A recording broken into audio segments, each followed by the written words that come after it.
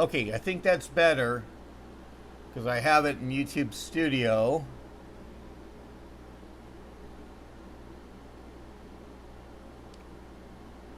Yeah, it's getting a lot better.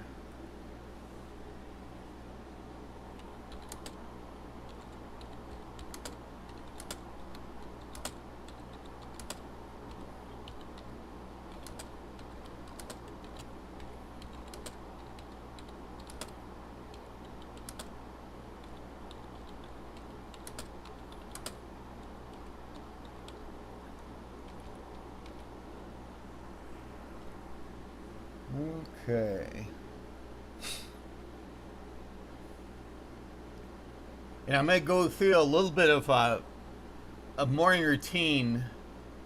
And I'll explain that in a little bit as well. I'm just making the rounds. I do have my phone handy. I really didn't get a chance at home, just with the timing of this, to do my regular routine. Crack open an energy drink. Um, I probably should hide branding or something else. um, and go through and just review the messages that had come up on my phone. I normally go through, and at that time, um, I also put on cheap reading glasses to um, bring up, and I have one of my Chromebooks here. I've got another one like this at home, and this is my primary daily driver. This is Lenovo C330, and I really like this. I've had these from when they kind of first around and being in black. Nice little small, but a touch screen goes into a tablet. Really nice little Chrome OS, and that I like. I've been seeing even, in fact, a couple videos in the last couple days on the Chris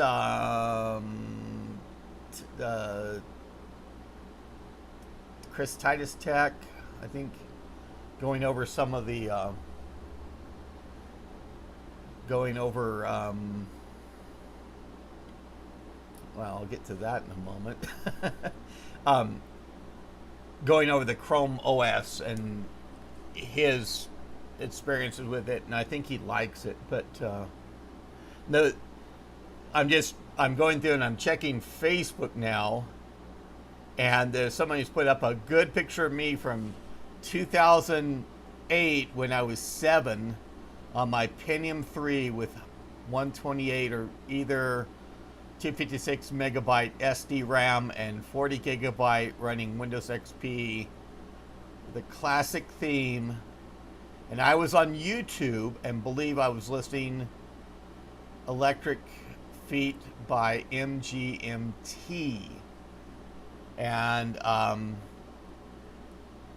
he shows he's 7 and born in 2001. So this guy would be 20 years old, assumably, then. And then he's got people responding that he was 11. This is on the Retro Machines group on Facebook. I'm on there. Some of the I have it. I have group membership. I rarely post there. I do kind of watch just for the retro machine aspect. And that's kind of one of the things I was wanting to address in a way of that this guy's 20 years old, and I'm I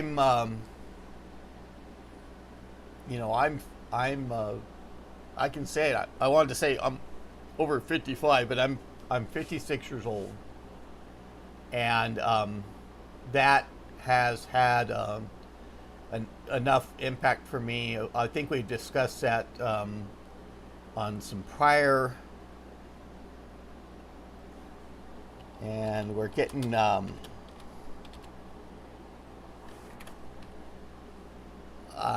And I'm going to say I'm just going through and I'm rambling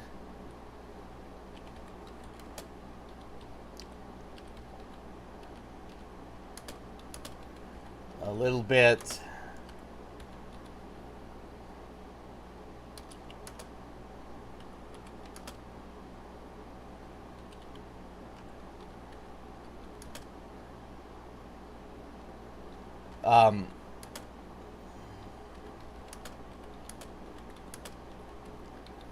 Theme today.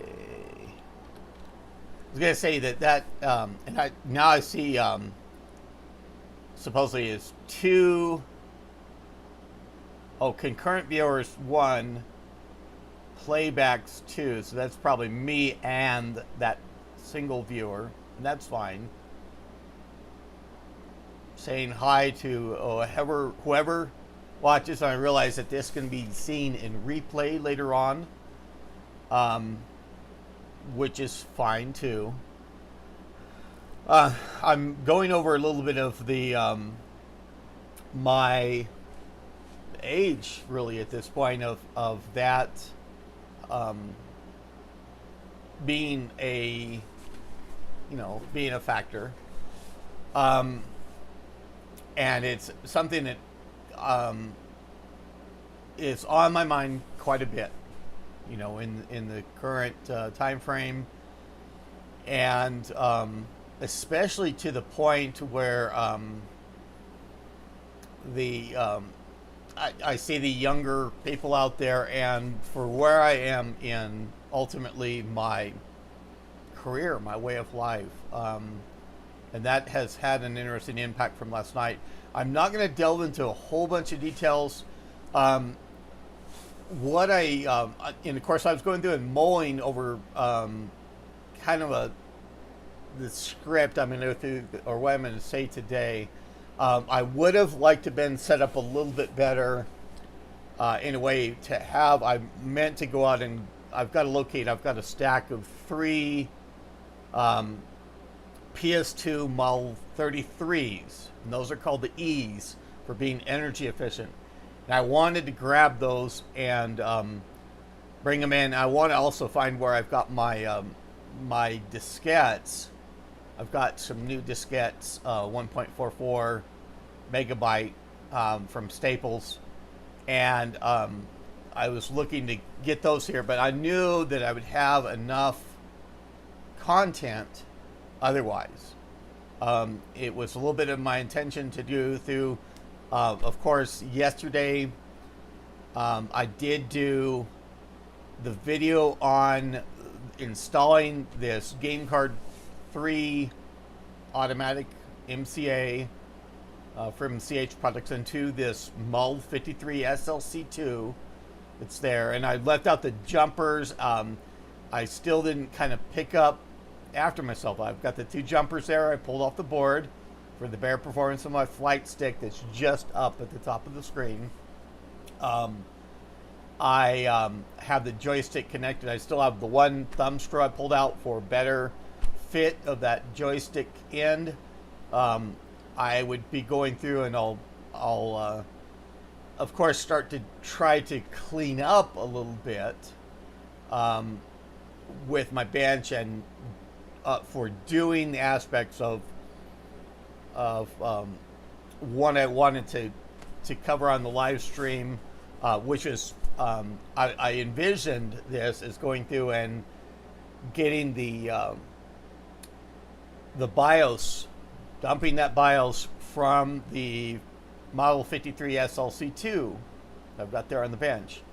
And I did encounter on the reference diskette yesterday, there's a program to back up and restore that system BIOS on there. And I may go through and see what that does and get it to getting it to write the diskette or the BIOS image to diskette, just to kind of see what that looks like. Because otherwise I need my diskettes to go through, and I would have pulled my Windows XP tweener system that has the diskette drive and is able to get online. I would have that on the bench here as well. to be making diskettes and putting the debug and putting that debug script on there to be able to basically read the BIOS with the machine powered on. And that works a lot of time when you have a static set of EPROMs.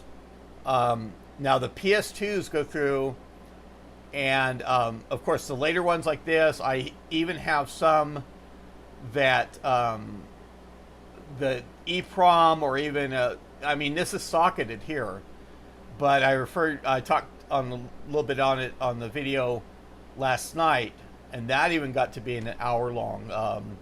Something that I much longer when I attended. And I still need to get in timestamp those 2 latest videos. I could go through and I could pull that chip and put it in my EPROM reader. But I think that particular chip, my EPROM reader, despite all the wide variety of devices it covers, did not cover that. And also, I'm hesitant to do that a lot of time because I did that on an N51 SLC that I have, and that's a notebook. Effectively the Model 51 SLC. There's also a Model 51 SX. The notebook style, it's viewed as a microchannel system. I mean, it has a connectivity for that in the dock. You can go through and set the system up for, it's a microchannel system. And I have a few of the N51SX, the 386 SX version of that, and I was able to extract an EPROM and read it and got it everything else. I have one of those N51 SLCs, and I probably could have got it in running condition and everything else to be able to read the BIOS in there electronically.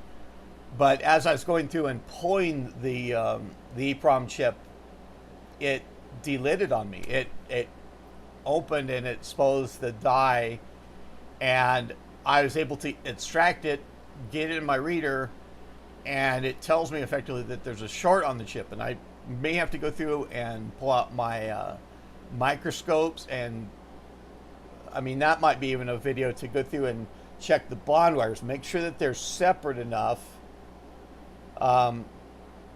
for that there's not any short or anything else. I can get that EPROM working again, because that's the only one I have of those systems, and it's a uncommon enough a system out there that I'm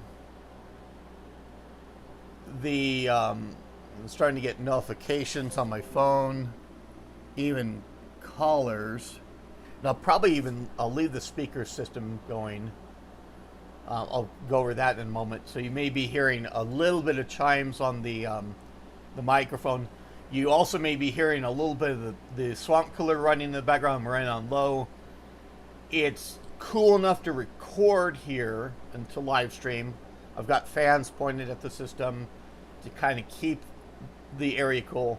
And I'm doing that to keep it cool enough to keep going. Not that I necessarily need it this early in the morning. It's been raining a lot here, and that cools it down. That creates some other conditions as well. But so that's a little bit of the noise that you're hearing otherwise. But so the EPROM, I mean, it's non-functional, so that goes through. I'm not able to read it. That system now is non-operational for me. I have to find someone that has actually done, dump the BIOS for it now, or find another machine that I can go through and rebuild enough of that BIOS on it. I've effectively lost that submodel of machine of being able to copy the BIOS, because I was it may have been a little bit of haste or whatever else, or just those EPROMs stick down in those sockets, the PLCC sockets, the the contacts actually start to bond between the socket and the chip. Just that metallic nature of that, the galvanization go through, and they bond in there. So you have to get them broken loose sometimes. And if you pull at the top of that package, it may do, in the case like mine, it may go through and delid.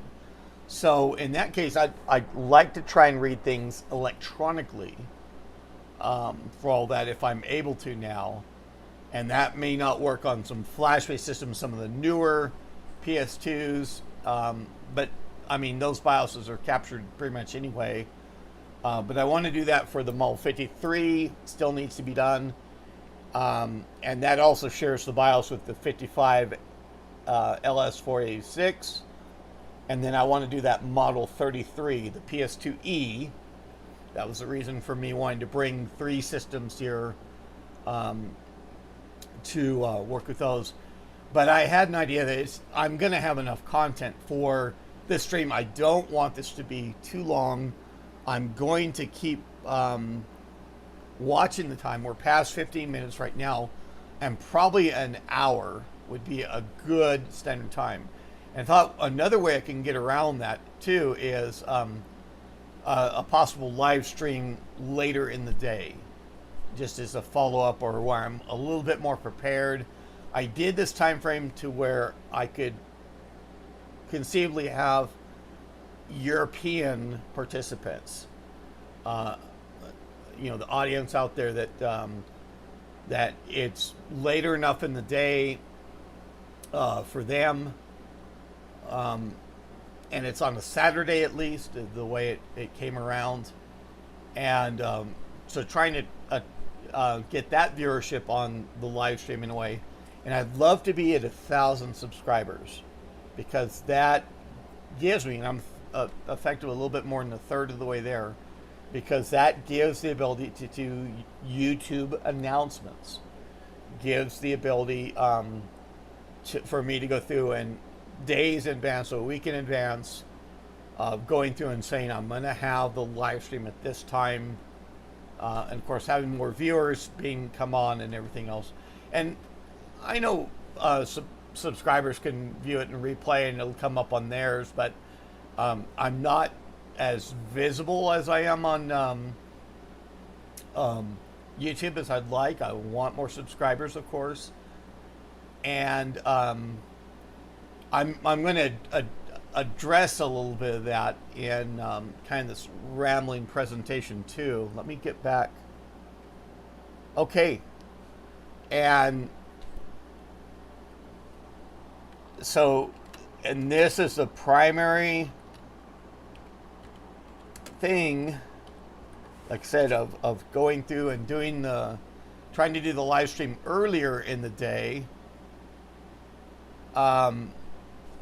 For me to get those European viewers. And we do have Major Tom has entered the chat and that sort of announcement. And Tom, I was going over dumping the BIOS, and I'd like to get the Model 53 SLC2 is one we haven't got. I talked about where I delidded that chip on the N51 SLC, and then the Model 33, the PS2E, I need to dump that BIOS too. That's another one that we don't have. And I'm still trying to do the Model 70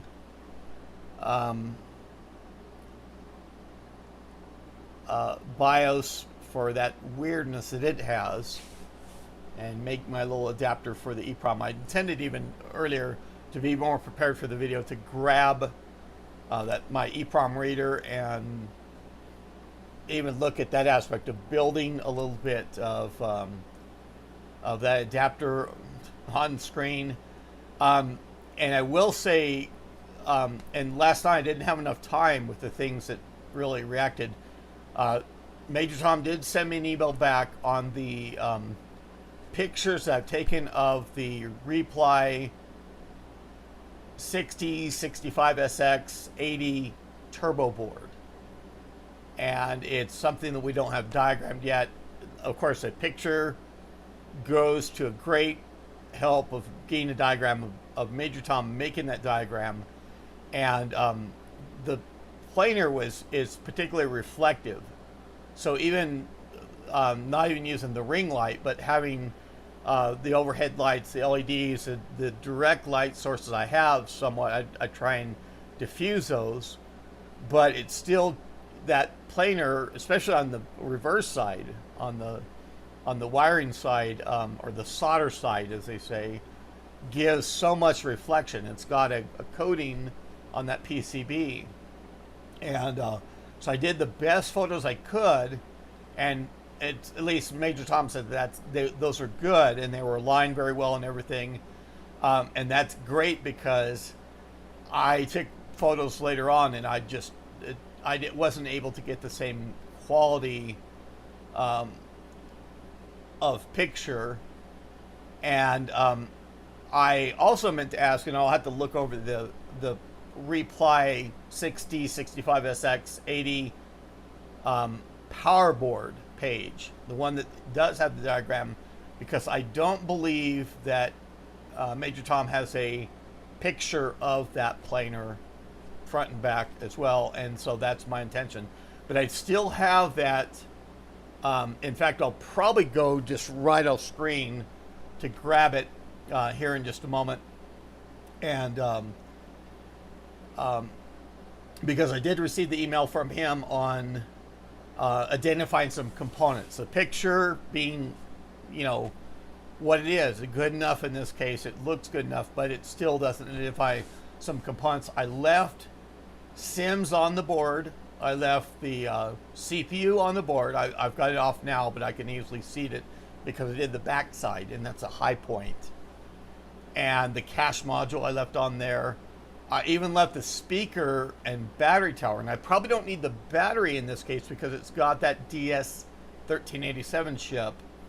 That battery holder in the speaker pillar is just redundant. You've switched in that board from having a Model 80 planer, and people think, well, I've got to make the same connections that I do on the Model 80 planer that I replaced for that speaker and the battery, and you don't need the battery side of it, but the speaker pillar is still used for that, so I probably couldn't pull the speaker. But I didn't even disconnect that. I didn't disconnect the diskette drive connector because Reply goes through, and that's a 40-pin planar connection, but the IDC, the insulation displacement, they have some of the wires out there singly on either end that they've taken and swapped around for that planar, different from a Model 80, which is just straight 40-pin IDC cable that you can easily retract out of the socket. But I left that diskette drive cable in place as well because I don't want to disturb it. I don't want to break it. And I need to pick up actually some 40-pin and 34-pin IDC connectors. I'm not going to use the cage for the diskette drive cage for the Model 80 with some of my cases. I'm going to pull that back off them so I can use a 34-pin drive, or even may go through and put edge connectors so I can use the Tech Select wiring harness in there or something else too, to use a more conventional floppy or GoTech, something of that nature. But I need to make up some other harnesses for the Reply boards I have, the turbo board, power board, and but Major Tom sent me the email of the components I need to go through, and that may be something I doubt if I'll do for this live stream, but I'll go through. That'll be one of the things I get on today, to go through and look those components over and send an email reply back to Major Tom to give my feedback on that. Now it's the weekend. I know he has other projects that he does, but that's a little bit of my intention today. I do have the and kind of off screen in a way, just to underneath on my camera bed, I do have the Cumulus CU RAM adapters that I had, and had a question on the Facebook group for the PS2s, and I can, be real easy for me to give a link for that, so we can have people that aren't aware can join that.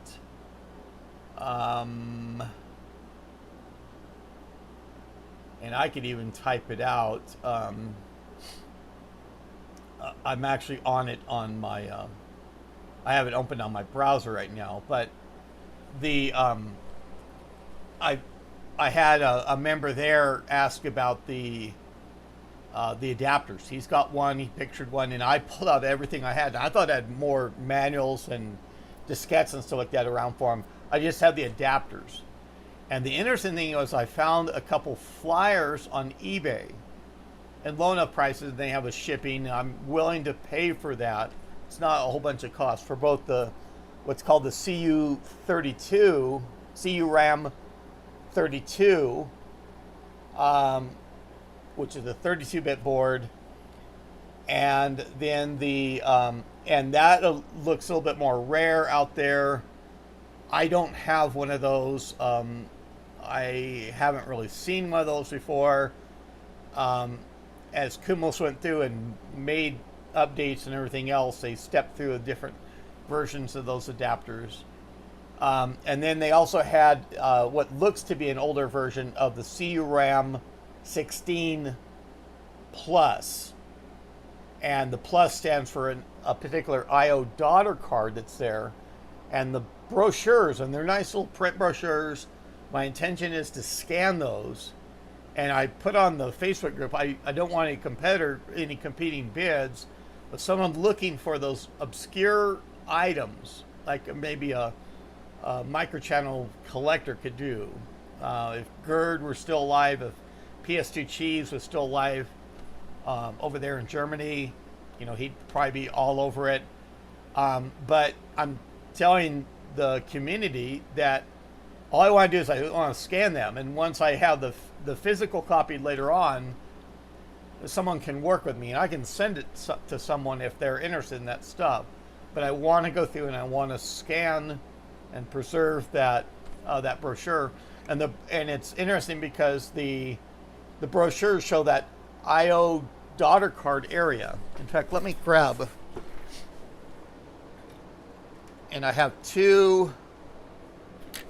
And the other ones are just straight memory adapters. But this is the CU RAM 16 Plus. Has conventional 30-pin SIMs. I could go on let's do that because I've got my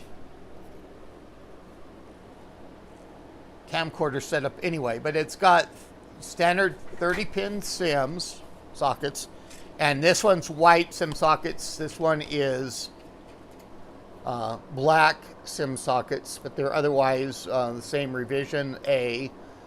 But it's got this, get a little bit of the dust off of things. It's got this connector here. There's a 3-pin header down here. And there's 3-pin headers back at the corners here. But this ultimately had an IO daughter card, a single serial port, and a single parallel port on this little daughter card that I haven't even seen a picture of. But then you could pull the bracket off of the back, and you'd have access to a serial port, probably a DB9, and parallel port DB25, and I want to kind of reverse engineer that IO daughter card now, and I've ordered some of the what's called the 16C451 chips. That they're a square package like this, very common even on some of the PS2s, like the PS2 Model 3286 has one, and of course these are other chips that aren't that functions, but it has a single UART for a serial port and single parallel port that can be bidirectional. And that might be the 16C451 for the having the bidirectional port. I've got to check, but it's interesting that the batch I ordered off of eBay, it's got a bunch of chips, good price, and a seller that it shouldn't be faked chips, but they're all Texas Instrument chips too. And that might be, it may not be how the Cumulus used for making that I/O daughter card, but it might be a good chip to have once I determine pinouts and everything else. And these 3-pin headers are probably power. And this connector here for the I/O daughter card is a little bit more abbreviated on the, and as I said, that CURAM 32, despite it not having the plus, supports that I/O daughter card, and those brochures show that area perfectly. And I asked the seller, "Hey, do you have a brochure for the I/O daughter card? I can get a picture." And they said, "Unfortunately, no. That's the only 2 brochures that we have. We only have leisure. We don't have any hardware." So this is a earlier board, earlier preceding kind of the SIM socket side, where and Cumulus did even have a Model 80 version that was daughter cards, kind of like the Model 80 has for one of its adapters. You could put 3 little daughter cards of modules that were 2 megabyte apiece, had a right angle connector, and you could put them on the card.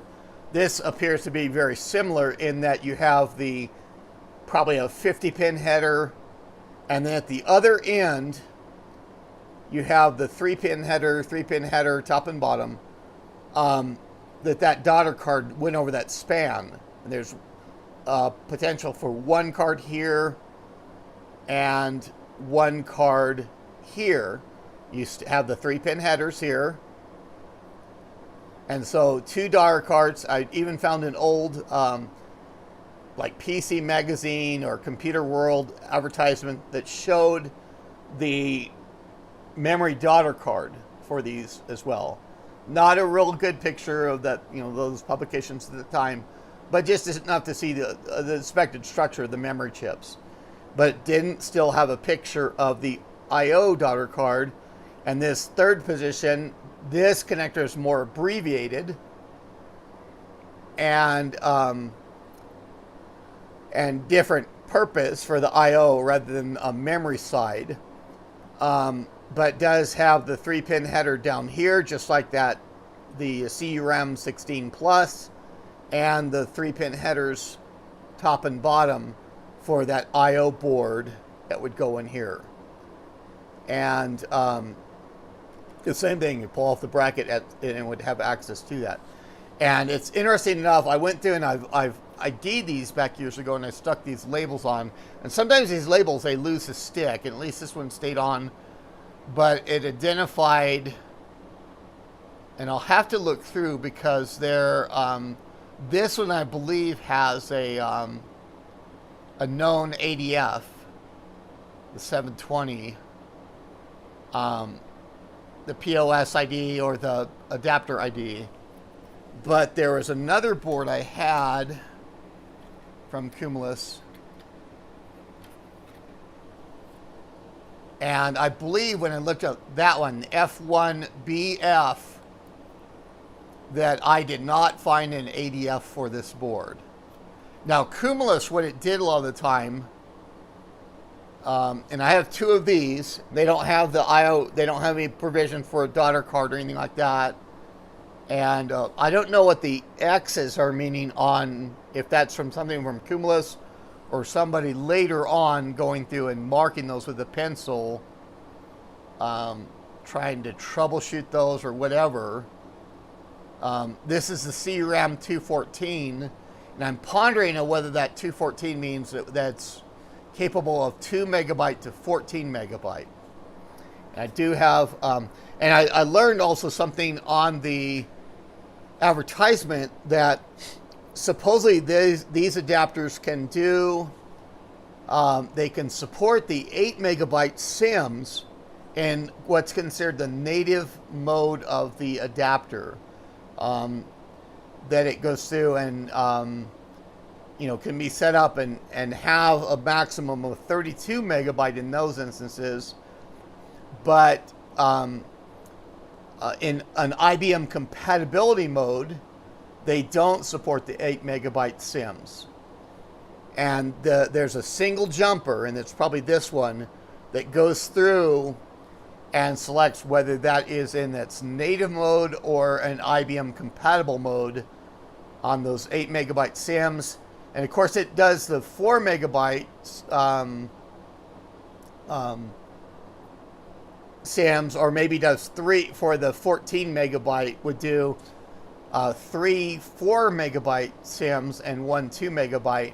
And also recognizes the 2 megabyte SIMs, I think, at the bottom end.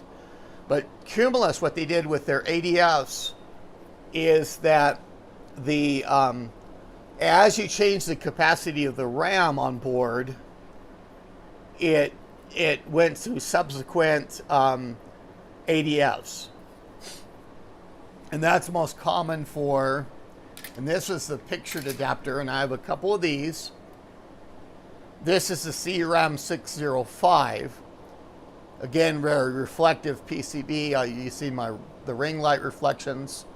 I don't see a jumper on it. And these are only supposed to, I think they only supported up to the 2 megabyte. Well, let me see. No, they had different selections, because what I was intending to say was, and I don't have any labels on these, but these increase that ADF number, and it was over a range that Cumulus had for as you added RAM capacity to the adapter. And so, it could have, for an instance of 6020 for the initial ADF with 2 megabyte, 6021 for 2 megabyte, 6022 for 4 megabyte, so on and so forth, up to its maximum capacity. And I think these were, they only did a maximum of 8 megabyte, I think. It only recognized, I think, the 2 megabyte SIMs or something of that nature. But they have a range of ADFs. I could look online on that. But I also went back through for the Facebook group, and I pictured this as an earlier revision. And it's got all the 4 SIM sockets here. And it's still the same thing of a CRAM 605. And the revision D. So this is even along. I think the other ones are revision F or something like that.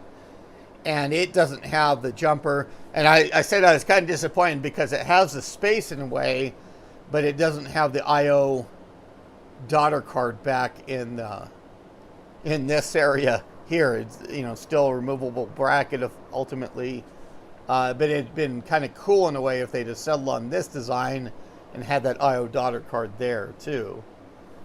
But so we're easily able to have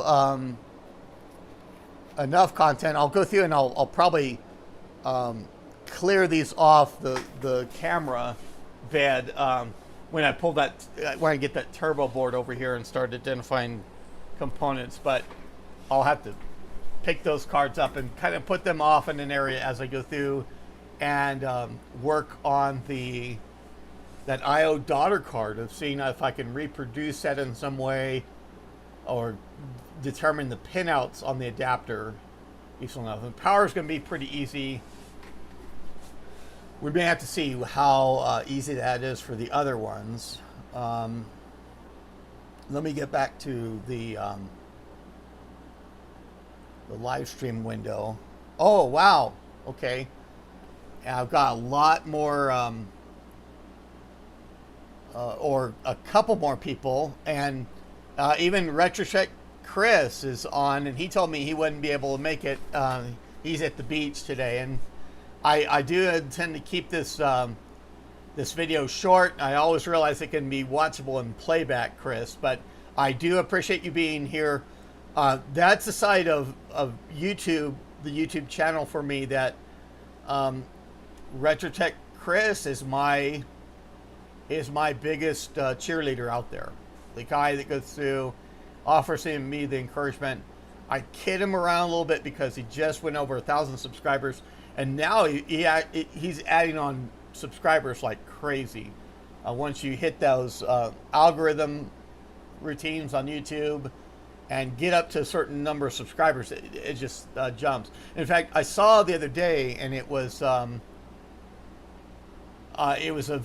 actually a video that they were talking about Mark Rober and how Mark Rober goes through and the number of subscribers he has, and that's the NASA engineer that he did a little bit of the design of the Curiosity rover for NASA at one point, but he's very active, but the guy covered how his YouTube, the key aspects he does to make his YouTube channel successful, in that initial splash screen or thumbnail, how he introduces a video, the colors and pictures he uses in that presentation.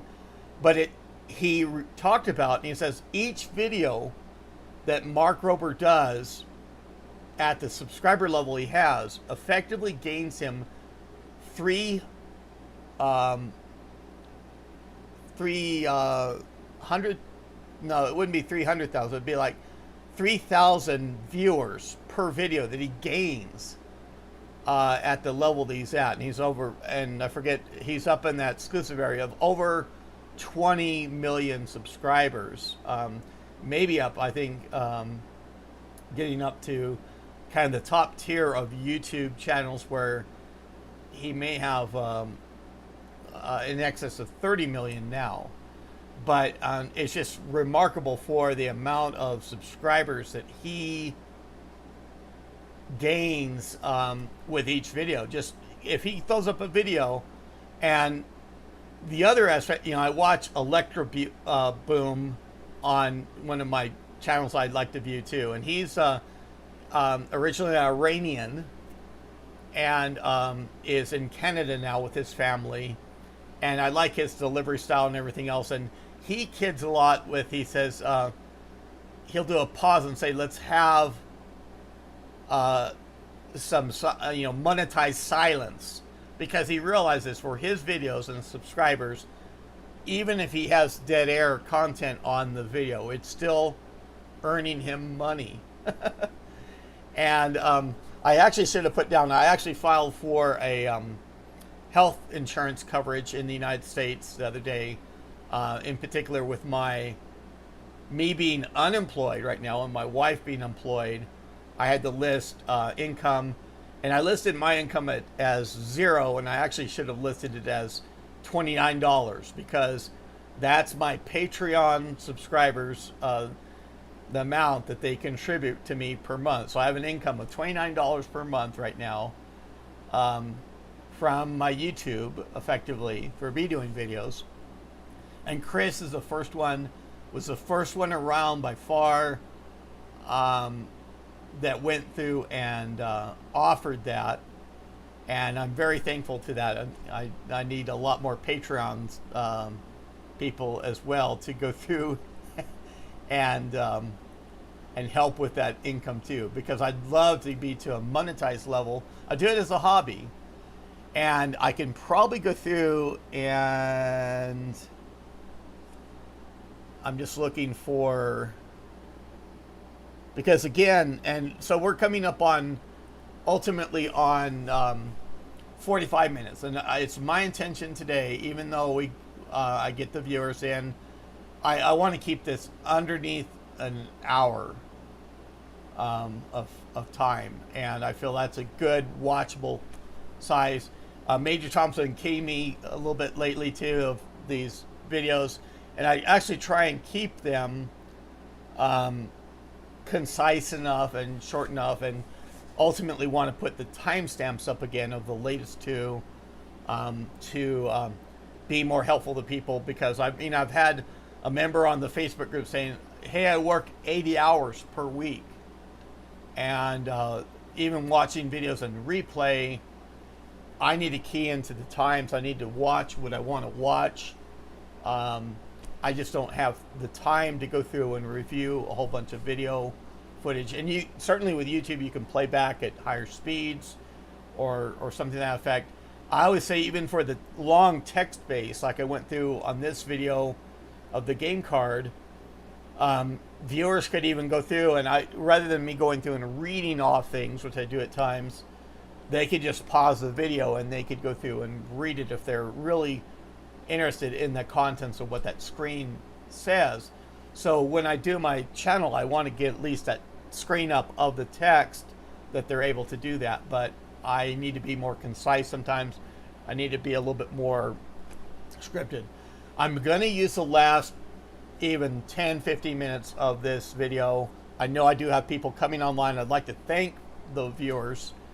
And we even have questions, and these people can respond back to the questions. How do you find setup discs for microchannel cards? Is a question. We can address that right away. TheArdentTool.com. Major Tom on the chat as Gekon CZ or Z, as the Brits say. He's not British, but there are other Brits around. He's the one that runs, he's the webmaster for theardenttool.com. That is the repository for everything that we do. I've made a comment on the Facebook group. If it's not on Major Tom's site, it's off topic to the group, or practically off topic, because that is and Major Tom is now, I've seen the response, that he's done very good response in that we can get that addressed. And that's the reason I do the channel. I want to explain, I've gone over some of this stuff before, of the nature of the channel, what I intend, what I do not intend. Number one, what pulled me into the YouTube channel was that William Walsh, UXW Bill on YouTube, had a lot of computer content, covered the PS2s and IBM models in the past, was on YouTube in the early days, and his delivery style being what people like in a way. I mean, what I go through and now, and I run video and I just go with it. Whatever way it's going to turn out, I just go with it. I tried to go through, just launched the OBS, the Open Broadcast Studio, freeware that's out there. And it's often commented, you get what you pay for with OBS, being that's free, that sometimes it has its quirks. My recommendation is you install, if you have a running version of OBS on your system, and it depends on the video card even of the system, of how well it runs. If you get a particular setup and you're going to get prompted about the updates and everything else, stay with the working version that you have on the system. Do not try and do upgrades. In fact, a lot of the updates you see, they do minor steps of the 0.1 steps that they do. They say, oh, it fixes something on the Macintosh side. But if you're on a PC, why run the update? Why go through and push the envelope and try and get that newer version when it doesn't even help on your machine? But I just like to go through on my channel and just run with the video, get OBS running. If I had to pause it, I pause it. That's what I'm doing for the streaming side of this, even in interface into YouTube. Gives me the nice camera sources. I can have webcams, screen captures on USB that I'm all able to play in. But the reason I got into the channel was, besides there being a need for things and me being able to do the content and thinking that there's a lot of opportunity for content out there, William pulled back, and he has other factors in life, and went through and stopped doing less videos, and in particular less computer content. The one thing I noticed when I started to get in is I looked back, and he had not done computer content in 4 years. And I thought, that's the point, I've got to jump in. And I've interacted with William a lot in the past. There's been ups and downs to that. He's a great guy out there. I know he has an interest in the PS2s, and he really wanted to go through and document them and things like that. We've worked together for the diagramming of certain adapters, going through for the Kingston upgrade modules, the Kingston 386 Now modules for PS2s. We went through and I did all the diagrams. I had those boards, and he did the hosting for the web content, got those up, and we did have little errors in there and things like that we've got, that's been corrected mostly now. But that's the reason I threw myself at the YouTube channel. The other side, and I was even pondering of what shirts that I wear. I have a shirt, a t-shirt of about I'm not a people person. I used to be a people person, but people ruined it. And I wanted, it's a kidding, but it's where it was even a selection of, okay, what shirt do I wear today for this live stream, or what would be a good thing that I've got hanging. And I kind of deliberately selected my IBM, and this is a Pan-African shirt, and it has IBM inclusive on the back. And I realize that IBM is not necessarily inclusive in some regard. They put up a lot of press now where they try and say that they're inclusive and all that. Of a side note, Chet Heath on Facebook, of his post years ago, he left IBM, and he left IBM. The documented reasons are that he left for the IBM not going the route that he wanted to do. He wanted to do more. He wanted to do that add-in board, and I think he intended microchannel at the start, but it turned out to be a PCI, and I actually have one of them around. I've done a little bit of video, I think, in the past, early days, of that add-in PCI adapter that was basically a computer on a card that worked with the host, and you could interact with that adapter separately to control the host that it was on. But he envisioned adapters like that, and he split off and took a couple other IBMers with him.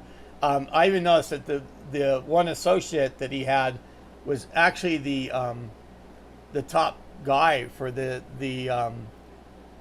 company, and Chet Heath was more just a technical role within that company.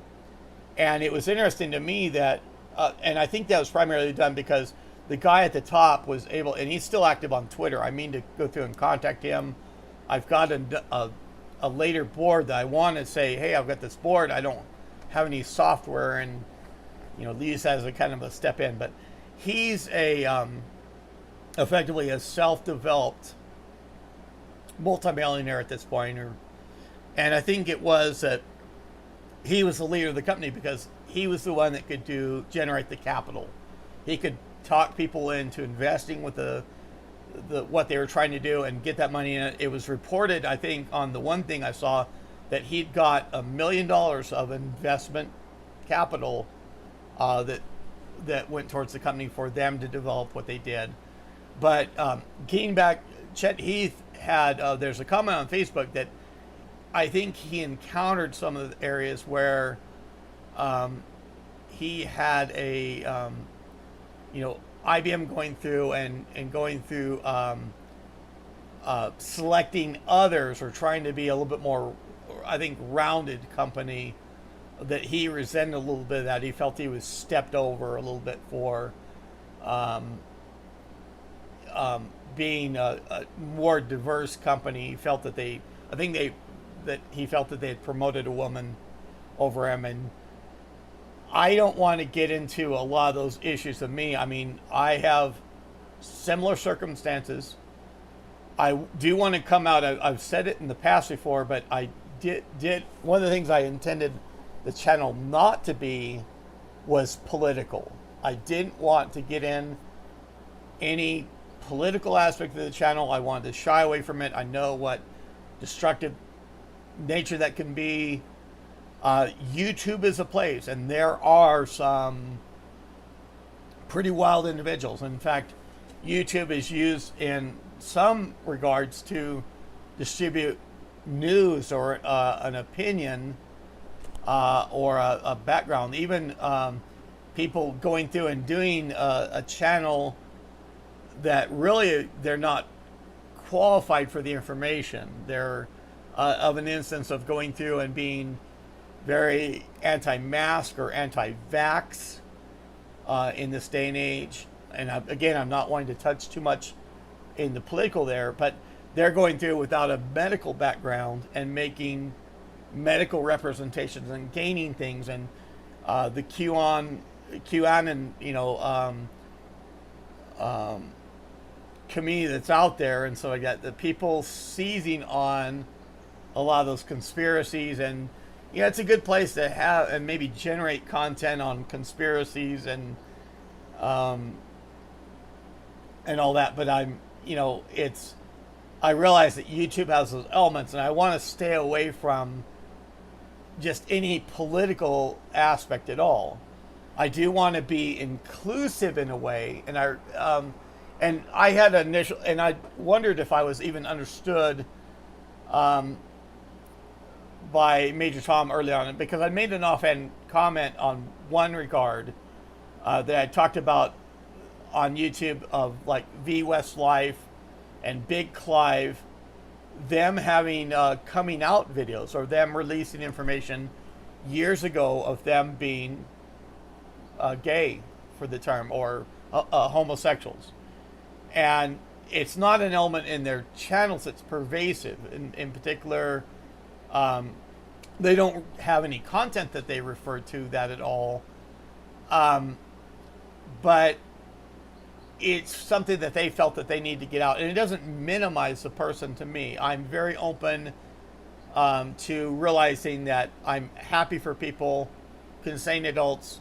If they found someone that they love, I don't care. It doesn't matter to me. That's their own private life. I understand a lot of time if they don't want to bring it on the channel. I'm a straight white guy. But I have enough of, I want to be inclusive, and it's my nature, and that's can be a struggle at times, but I want to be inclusive to people. I want to be open to realizing that people have a lot of different, they define things, or their reality is a particular way, that even that sexuality, just to be able to recognize it and be open for it, but not having it as a pervasive thing, even to my channel, of me even being straight. I've even been of the nature of lately watching some trans content providers, and a lot of their parts of their channel are their they go through and they show how they've gone through and their transition process that they go through, and they've come to a point in their life that they realize, and they finally have the resources to go through and to be who they want to be, and that's great for me. I, as part of a side group that I watch, and it was Apple II Enthusiasts, I think was the group, and I saw a comment. It was funny in the case of things. A guy phrased the question that says, well, if you were to write Apple II software today, a game, how would you go through and copy protect it? And he had a response from one woman, is what I'll say. That is how she identifies now. And it's Rebecca, I'm trying to think of her, but she's the notable individual that went through. And it's interesting because She grew up in an abusive household, being beat. She ran away, and she had the talent for the arcade games. Went through and her what she got into, and was able to develop and become good at what she did. Even going through for a game championship, being the first recognized champion for the Space Invaders tournament when it was just kicking off, of her being even distracted when she played and commenting and just being bored of the game, of going through and getting the high score, and her high score being so high, and she was a teenage boy at that point, 15, 16, but her score being so high that the conference people actually hid her score until the end, to not being demoralizing to her competitors, to not get in the way of making people feel that their participation was less valuable, that she was able to do it so easy.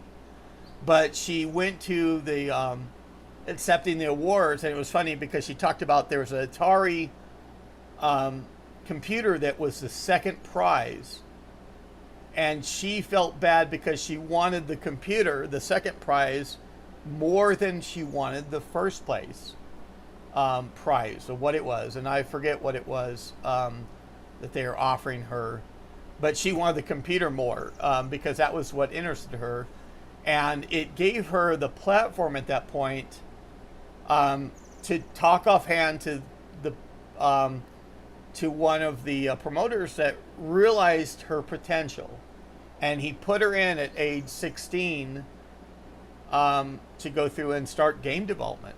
She was going through and reverse engineering cartridge games. Somebody knows the name, they can put it up, and I'll find it later on. I can add it to the comments. It's and I knew of her, but I didn't know the full story until I went through and searched, because what it was funny was that she had responded on that. It says, "So don't bother with copy protection," to this guy's query. And there's somebody else that says, "Excuse me, I'm kind of new here, but again, who did you work for?" And she responded, "Google my name," is the simple response. And she didn't go through and feed in any other comments, and then he quickly came back and said, "Oh, wow," because she had developed, and she's just, for the career that she's had, has been fabulous. And it has allowed her to recover her self-worth. She felt as a teenager and getting into the industry, and she'd gone through and she'd quit some jobs. When it wasn't going the direction that she wanted, she moved. And then at one point she realized of how she felt inside, and she went through transition, at that point, surgery, hormonal therapy, whatever, to become the person that she knew that she was inside, and to be happy with herself, to gain her self-worth. And it's a fabulous story for her, and it's very it gives a lot of emotion out on what she went through to reach the point. And the point is of her going through and following her interest and trying to be happy, at least with her potential, it gained her the money and then the ability to make the changes to who she was, and to gain insight that way, have the resources to feel at home. And she's off in her own company with who her partner is now. Her partner has also gone through things the same way. But that is great, that when people are happy, and especially even to find the person that they're looking for out there, that makes them happy, or even multiple people that make them happy, that's okay with me. That's a great thing for people realizing their potential and being happy in what they do, and being a guiding factor to others. And that's an aspect that I want to do for the channel, aside of all the political stuff and everything else, of being inclusive and having, And I mean, I've got contact. I've had people call me that says, "Hey, this is a great reference manual. I've got one for sale on my eBay listing and everything else." I didn't have the heart in a way to say, "Hey, you realize this is been reproduced electronically. It's been scanned in particular, if not by me, by others, and that mine is very dog-eared and worn, and I'm amazed it's still in good shape." I agree it's a very good reference manual, but I've had so many people contact me from the channel, even in the last couple weeks. It's been, I'm seeing now to where I'm getting contact by, I think my videos are getting out there, getting better noticed. I realize I just have to wait the time, and I have to let the subscriber base develop, and to, that subscriber base will grow with time. I intend to go through, and I even feel like I want to re-record some videos. I like having that early content, but going through like the system information tool of having a playlist and going through it model by model, having a defined script of steps I do, get timestamps in there, being very professional content, a desire to have videos like that and areas on my channel, beyond other aspects, and being informative, being more developed and scripted in some ways, in my videos, to provide the information that people need, them being able to refer to them. And as I say, in the last 2 weeks, it's been fantastic, because I've had people contact me through the YouTube channel just off the wall and saying, "Yeah, I had the same system as what you talked about. How do I do this?" And going through to where people are finally, getting that information and being directed to, go to the Ardent tool. Here's our Facebook group. I realize there's people that don't do Facebook, but going through and trying to get people the resources, and that's even being probably even in addition to what people like William Walsh have had in there. They have a great content delivery. He's gone through for great content, not necessarily just even focused on computers, but having, out there, barn painting, whatever else, that people enjoy. But I want to be a little bit more informative than that too. And I want to have listings to where that content is online. I want to impart that knowledge. I want to respond to every comment.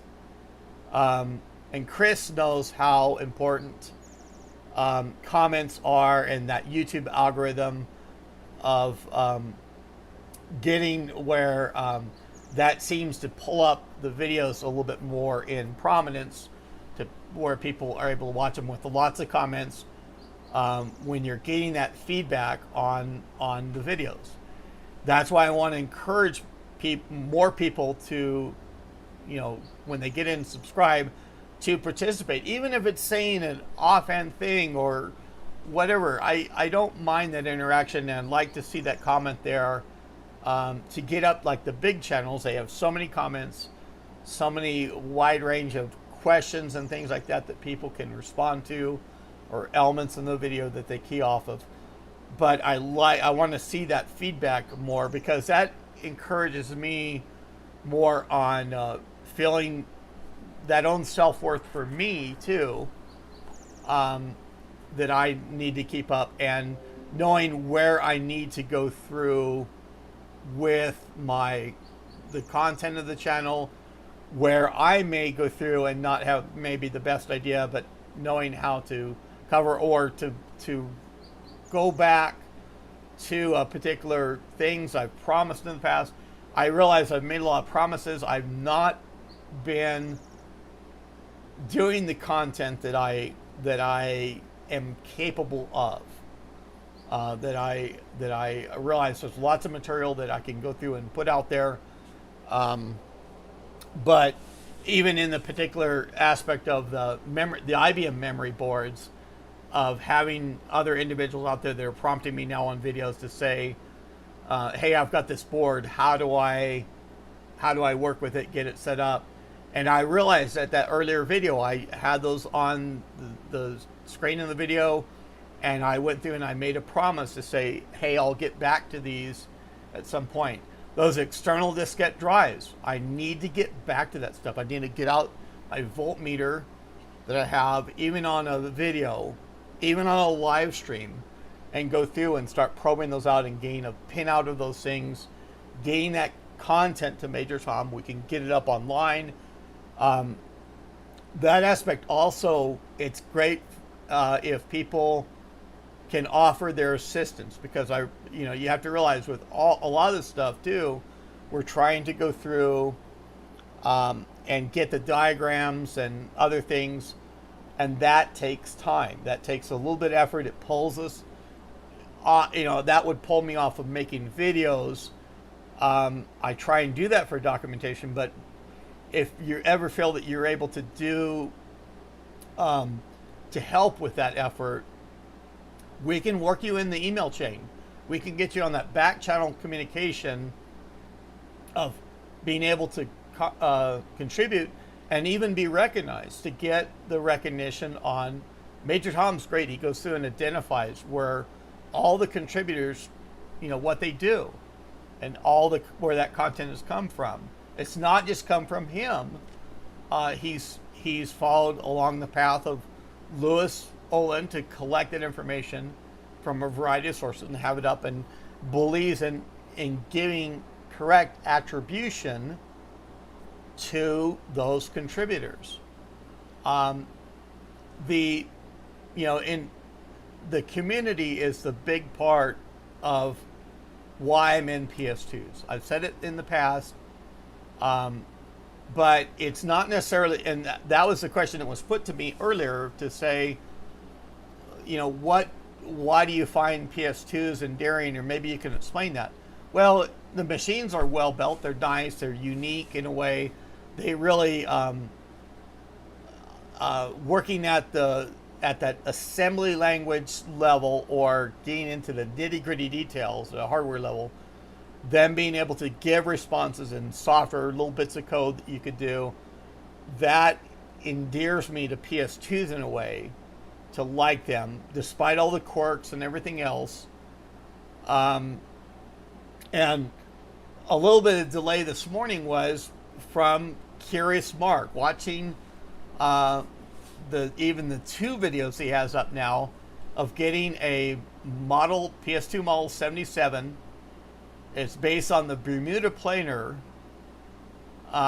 getting that running. And I look at that at times, because it's funny how they go through, and these guys, and they're introverted to a large extent, but going through and trying to determine an issue on the system, and they're not used to the oddities of a microchannel system. Even though they have an IML system, they're still thinking of reference diskettes. They're still having some hang up there. And to me going through and offering help and saying, and I realize they have video content, and they're happy to go through that video content, even if it's going through plotting in ways that people enjoy that. And they go through with a chisel and they're delitting this 46 CPU, and of course they want to look at the die and things like that, but that being a destructive nature. But it's video content for them. It doesn't matter to them. And talks about buying a replacement CPU. Major Tom also contributing, saying, look, these CPUs is what you can run on this board, but you have to be careful with, if you put in this particular CPU, you have to have an interposer for voltage regulation on the Bermuda board. But them being confused with that, the IBM FRU, and that manufactured by IBM print on that original CPU, to be confused on what CPU they can use as a replacement. And it's comical in a way. It's funny because with their knowledge, and I'm sure they're very well informed of the machines that they work with, but something like that throwing a loop. And I'm doing the channel a little bit in a way, and I'm not trying to be critical of people, but even some of the groups, and we return to kind of the early on where I went over to Facebook and I see a guy that's 20 years old and he has a picture of when he's 7.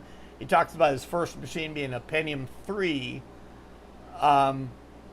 with 256 megabyte of memory or whatever, and different from being my first machine. But I do see, and I don't want to say younger crowd because it's even older guys that I think some of the knowledge, them going through, and I've seen this primarily on aspects like the 386, the differences between the 386SX and the 386DX, and the confusion with the later 486 CPUs to say, oh, the SX doesn't have the math coprocessor and things like that.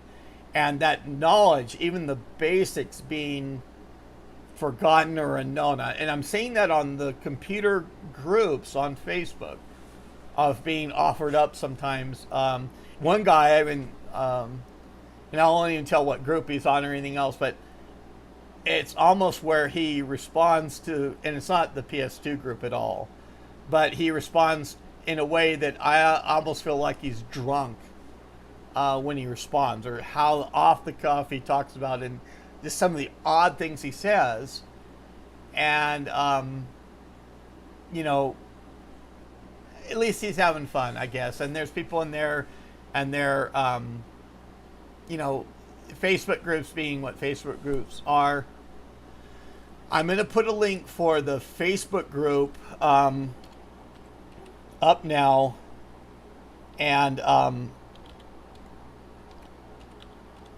it's a great group to join if you have not. We're inclusive there as well, and that's where you can gain, if you're willing to get on Facebook, where you can go through and gain some knowledge or being directed to the right areas. Have other people that help you,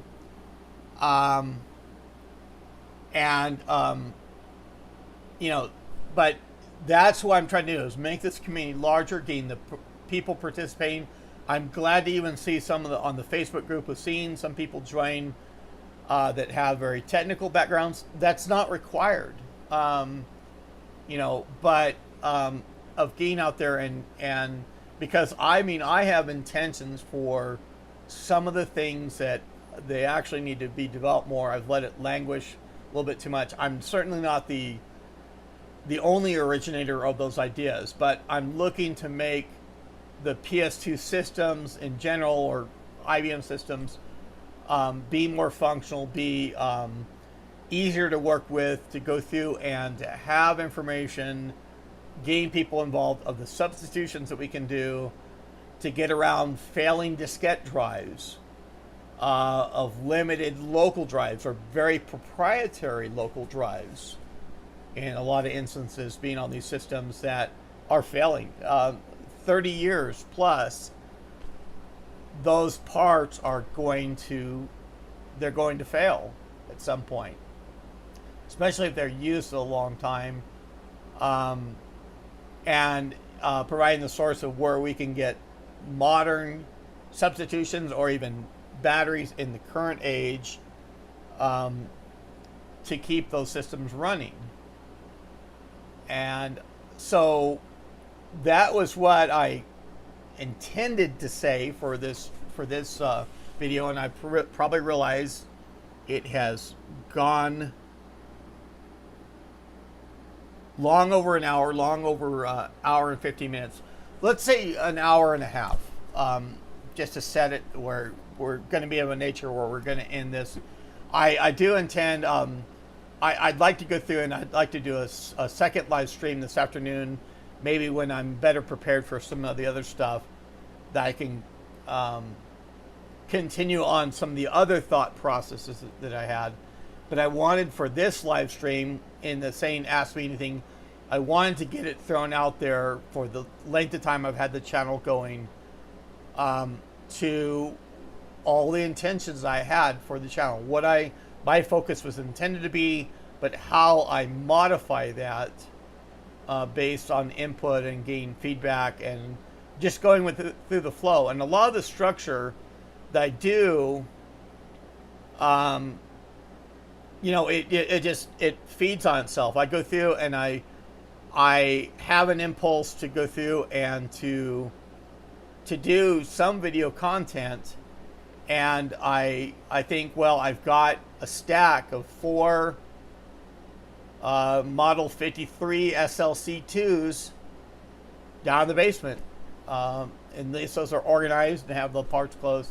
I realized that I can grab those and I can run the system information tool, transport up those to my recording studio, pull the one on the top and set up on the bench and do some preliminary stuff that make sure it's going to work for me, but just going with it. Just, it having the reference diskette there. I realize if I have to go through a configuration, I've got all the tools that I need at hand. And that preparation for that video was an hour. It was shorter time period than the video itself was. And certainly on the video, I encountered issues and I had to react to those. And I say the warts and all reaction that if I have something that goes through, I like to go through and troubleshoot it on the steps of the video and just roll with it. Well, I have the machine up and I've, on the bench, has a cover off, and I realized, hey, I've got to get back to this game card 3, documenting that adapter, showing it in use. It's got that little insert of that adapter for the joystick A position that I can use on this small. I realize I've got the system right there. It doesn't have anything in the adapter slots.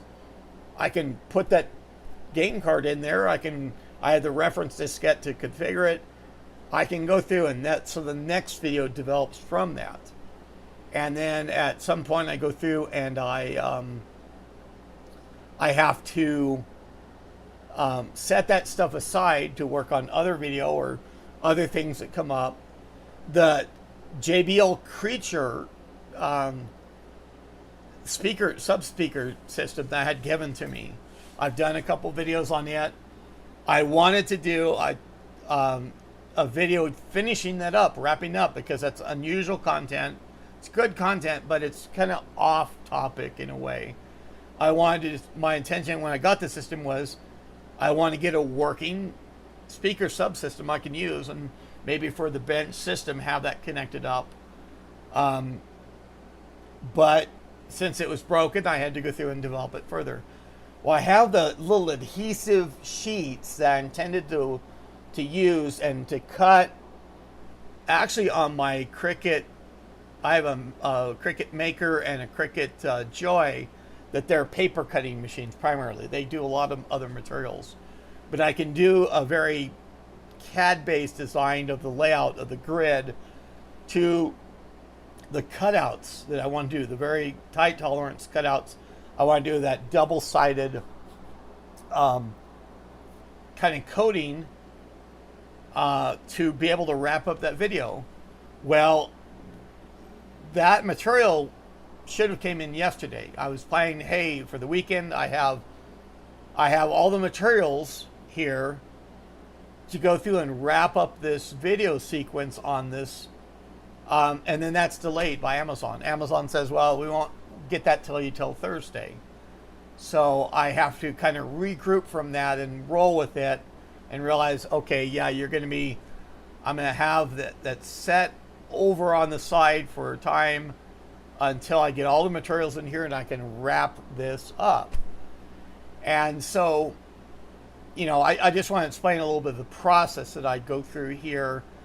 But it always seems that I'm amazed sometimes. It always seems like a very natural development. And my interest I go through and I roll with, just like on the Facebook group of having somebody that puts up a picture of an adapter saying, I'm looking for information.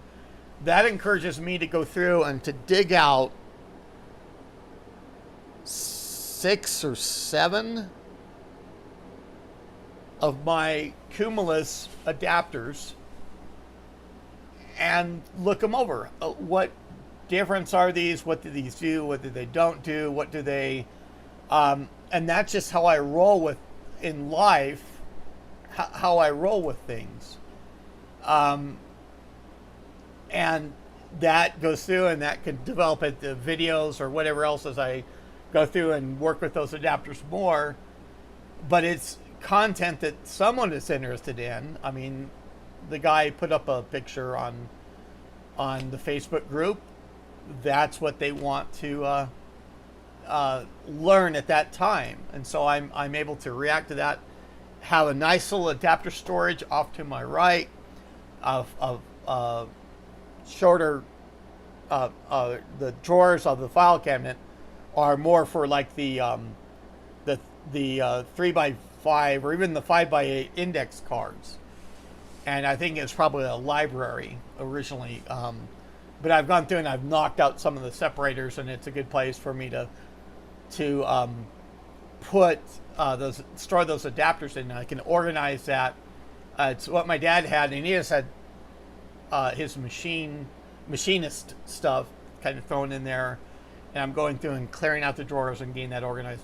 I'm going through and I'm changing a little bit about of the monitor setups that I have around me too, just for being more productive in my workspace, trying to get things clean, trying to be enough organized. At this point, I've got acquisitions that are always coming in. I think my leash of my microphone will be well enough, but finally got a supply of 4x3 aspect monitors the other day. Dells. These are from a dentist office. This is the largest one. This is 20 inch. I have two 19 inch that are going to go up on my main workstation here, and even a 17 inch that's a smaller unit that would probably be a good portable in the 4x3 aspect ratio that's all very critical to a lot of the PS2 line in particular. And these have VGA input. They've all got DVI input on them. And this is easy to DVI is easy to change between DisplayPort and HDMI. Easy enough. So that'll give me an HDMI connection effectively. This will probably be even to where I'll have be something off to the side on my bench, even though I've got this nice widescreen behind me that'll probably not go away, and it's in pretty good condition. Picked it up for like $10. Same thing. I think this one is $15 or $20. I was glad to find it from a local source, but for its size too, it also has composite video in. It's got S video in, and then of course it goes through and does the repeat of the USB for you put USB in from the computer for the newer systems, and goes through and there's a USB hub with two connections down here at the bottom and two connections on the side. And it's got the 12 volt source. It's got the sound bar that you can go through and put on the bottom side. You know, that I've got a few of those around and can add on that. But just a good utility monitor, and with its 20 inch having the nice additional inputs of the composite video, the S video, that I can have on the bench for connections up with even some older systems like the PC convertible, that composite video out. I intend to go through and I want to get a monochrome CGA EGA converter to VGA, so I can kind of work with some of the older video standards of the PC series. But I like having these finding these utilities out here that I can equipment that I can use I pick them up for low price and things like that, then incorporate them in. I'm a big deal of I use what I got. I was able to find this camcorder for $20 out there, just on the local marketplace. And I'm able to. It does everything I need. I've had to go through and buy some things like the clear click that I've got on the back. You can see the picture behind the black module there. It's behind the 53 SLC2, and it having a remote, me being able to switch between sources. This is actually becoming kind of affordable too. A nice little handy thing, especially for VGA capture, full screen. Having the remote to switch between the two inputs. And I mean, those are $170 USD now too. So kind of covering a little bit of the background. I realize that people have to get on with their days. I scheduled this too, that lunch would be coming up for me at this end, or the point where I'd go through and pick up some lunch specials for me and my wife. And so I knew, hey, I'd have to end by that because I would be getting hungry and I had to move on with lunch. So I scheduled that real good. I want to go through, I'll wrap things up. I'm going to briefly read through the comments that have been put up. I haven't been paying much attention to those. And then I'll go to the point of wrapping up the live stream. Maybe returning this afternoon for another second segment that I have. And ultimately, I'm trying to increase viewership. I'm hoping this pops up a little bit higher on the YouTube side to where I'm getting people that are able to see them. Okay.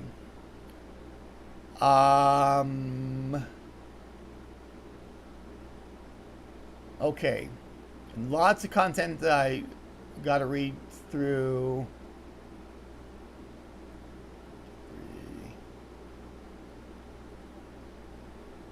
And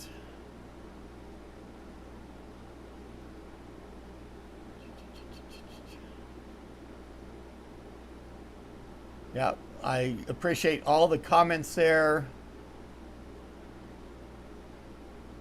I did want to get through one of the final things. I touched on this earlier in the video, talking about those the ROM BIOS dumps, and I was amazed because even less than a year ago, I on the Vintage Computer Federation forum, they had an individual that actually became a friend of mine, and that's Hack'em Mike on YouTube, and he's gone through for a lot of the Mall 25 investigation. He's discovered a lot of stuff, but he was getting into the Mall 30, the original 8086 based unit, and he was asking about he may have been asking about the Mall 25 BIOS, and which there's only one that we've really found in a while. But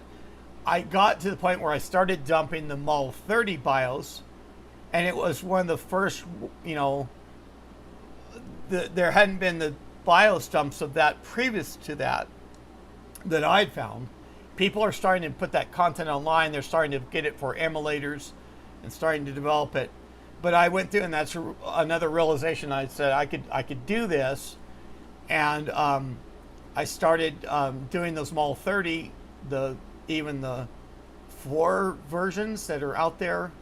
They have revision 3, which has not been released, but in the wild, it was suppressed. But went through and I started developing that, and of course I've thrown that stuff at Major Tom as I've gotten it, and that has taken on a life of its own too.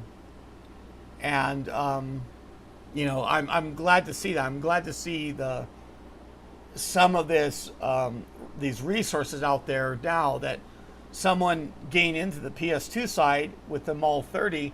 I was just able to offer it the other day to say, look, you've got the older planer. You can check what BIOS you have by these FRUs, Here's the information online. If you've got an EEPROM burner, you can burn these chips and go to the latest BIOS if you want. You know it. So,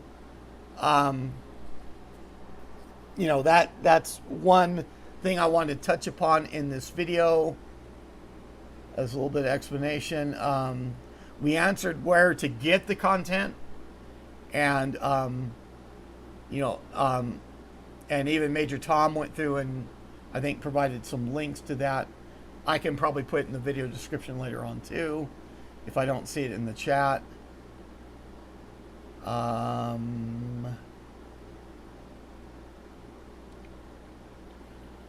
Okay.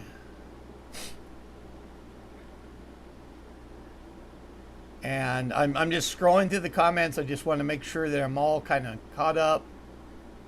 I don't know if the okay, and I put the link for the Facebook group. And you know, I see the other comment. I talked about the inclusiveness. I want to be inclusive in age as well. I don't resent the younger people. In fact, I look at them as being a little bit of the new blood and things. And to me, it shows that they like the machines more, getting into the retro computer aspect, like I do. So that's probably even a good place to wrap up, to say, you know, a lot of the and I referred to this previously before, I've said on the vintage groups, there's a lot of people, they're members, and it's mostly older guys. There's thankfully a few women that are getting involved in that now too. But they're mainly looking for the system that they grew up with. They want to restore and have a system. They want to have it exactly alike, or even sometimes with the expensive upgrades that they couldn't afford at that time, but they want the system of their youth as something they can use and typically play games on. And you know, for me, that was at home. We were lucky enough, a family, to have. We first had a VIC-20, and I started learning the basic. We went quickly to a Commodore 64, and we traded the diskettes, the 5 1/4 diskettes, around town. There were other people that were getting in the same thing, and kind of had a little local group of going through and trading and having the latest games. And I mean, I'd come home from school and I'd spend hours on that Commodore 64 playing games and things like that. But I'm not a very big gamer otherwise. I would get into the Sargon 3 chess. I do Sudoku now, of course, like a lot of other people. It's more those games are what interests me. But I'm not inclined now to go through and to look for having a VIC-20 or a Commodore 64, even though I realize, and it's nice that those systems are coming out and they'll microboard emulations, little, you know, miniature models that they've produced that are effectively that same thing in a modern package. A lot of time modernized components, solid state drives, and things like that. I realize that stuff is out there. It's becoming affordable, which is great. That's not my desire. The PS2 line were mainly a business line, and so it wasn't where a lot of kids, for the expense and the availability otherwise, grew up with a PS2. And Brandon's a little bit different for his Hack 'em on Mike channel, that his father had the Model 25, got it new, passed it to him within a short span of time, and that was the system he had all along growing up, and has done fabulous things with that. But PS2s, for all that aspect of us covering them on, me covering on the channel and having the Facebook group, that's a different sort of group that didn't necessarily grow up with those machines. Now there's preservation enthusiasts out there. They want to go through and they want to recreate the machine and restore it and have those factory brochures, like I talk about the color, slick color brochures, the original materials, everything else included with the system, to preserve and just almost being a museum piece, a historical perspective, rather than doing the retro side of upgrade like I like to get into. I recognize that museum quality machine, or working and clean up a machine. There's even a guy on one of the vintage groups he goes to for the IBM PC, which just went through its 40th birthday just the other day. Going through and putting on a circular table, putting a vase with a single rose on the table, in a reconstruction of the Charlie Chaplin IBM ads. And that's what his vision of that system is, to being able to reproduce in having a system on display, and hopefully he goes through and uses it as well, powers it on and has it connected. But being able to reproduce that scene from 30 to 40 years ago, in his house or wherever he is. If he has those resources, that's great. That's his little angle. That's what he does. So I'm just trying to, I'm with the channel, I'm trying to provide the information for everyone and the resources, putting people in touch with, and I realize it happens, whether I'm here or not, on the Facebook groups of people. I'm glad for that, them starting to interact and gain into the hobby, connecting people internationally, worldwide, into these hobbies, to be of help to one another and to get this correspondences going. And it's absolutely fabulous, even on the viewers that we have here, the people we have participating, who I interact with on a very common basis, being elsewhere in the world from me, and us being connected and having that common hobby, common interest in a lot of aspects to doing this. And we talk about the news group, the comp.sys.ibmps2 news group. And for all that, that being the critical formative thing for me. I wouldn't be here otherwise without a SIF existing, in addition to Louis Oland and Peter Wendt, and getting machines off of Charles Lasseter,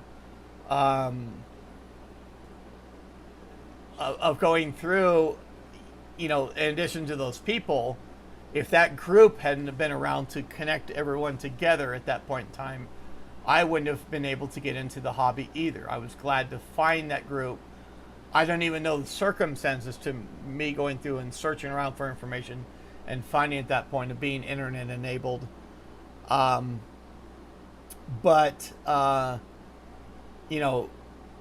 that's a big thanks to all the participants, hundreds of people that had in that community back when. Thanks Chris for and being present for this, of whether you've abandoned the stream now or not, to get on with your vacation. That's fine. But thanks for being the cheerleader there and giving me the feedback, giving me the self-esteem to continue with this and feel good about myself. And Chris talks about a little bit of the development time that he does for the videos that he produces, very high quality professional videos, and great knowledge base that Chris has in his areas. And even we won't hold it against him for him preferring the compact systems that he does and likes, enjoys, but yeah. And I see Tom was on for a period of time but looked like he dropped, and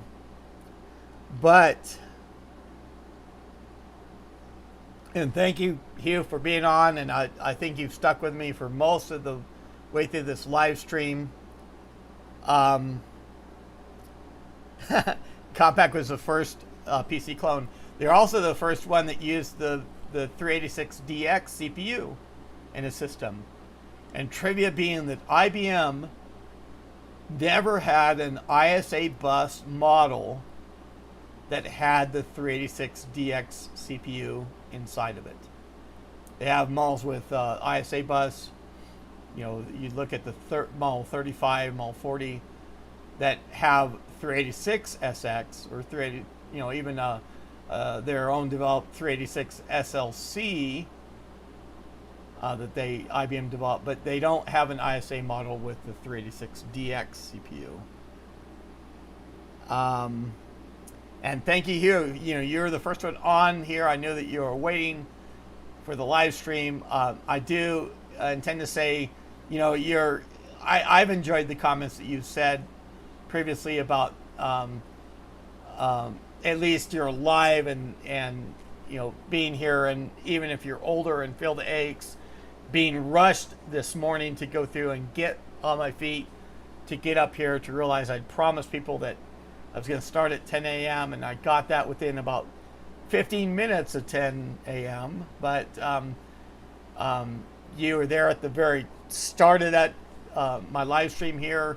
I thank you for sticking with this the live stream through the time. I realize that people have other, you know, things in their lives that are going to come up. I do want to thank everybody for doing this. I realize that it's available on replay as well.